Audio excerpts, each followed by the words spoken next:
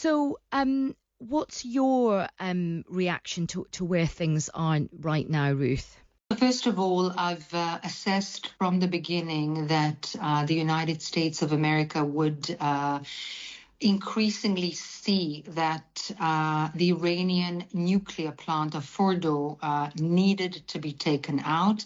In fact, it is for the safety of the entire international arena, including those that defy this action, such as the UN and so on, that the Iranian regime, rather than the Iranian people, the Iranian regime will not have a nuclear weapons program.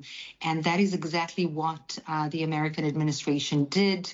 And we feel, at least on this part of the world, that that was the very right thing to do. Of course, the Iranian regime is coming out and declaratively stating that that was an act of aggression, yet arming, training, funding and inciting proxies throughout the region against Saudi Arabia, against the United Arab Emirates, against Bahrain, certainly against Israel and the Jewish people, not to mention using the Palestinians both in the West Bank and in Gaza as absolute pawns in the hands of terrorists, is something that the Iranian regime has been doing for years.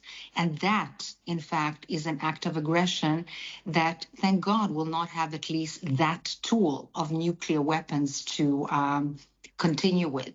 How do you think this will affect the situation in Gaza? Well, that's a perfect question. And everything is indeed, as you say, interconnected. And how so?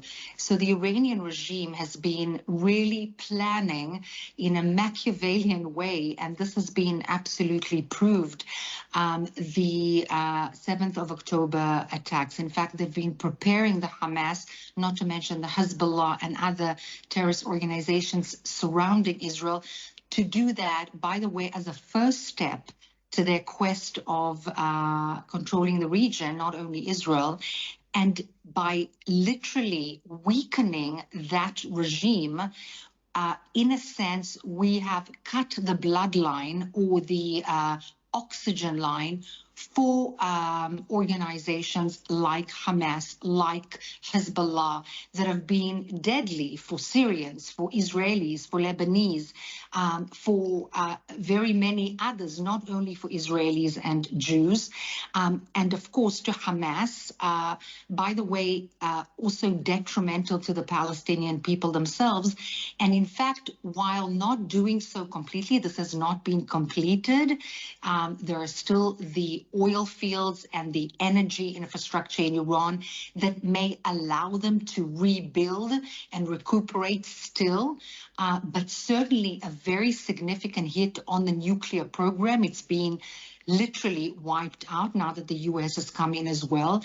And that means that less supplies, less money will go to terrorist proxies, which is a very good position in which to already think about how to first and foremost leverage this success, this medium-term success, in terms of bringing 50 hostages that are left rotting in dungeons held against all international legal standards in Gaza by the Hamas, and to free literally the Palestinian population in Gaza, also held hostage by Hamas. So yes, I do see this as a positive step.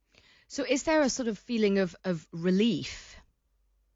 Well, you know, we Israelis, I as a mother, and I think that I speak for all of my countrymen, by the way, Arabs, Jews, Christians, foreigners, and people who live here, citizens, we all feel that a certain sense of relief, but we cannot forget that we are at the forefront of this fight. It is our army that has prepared the ground, so-called, for taking out the nuclear program.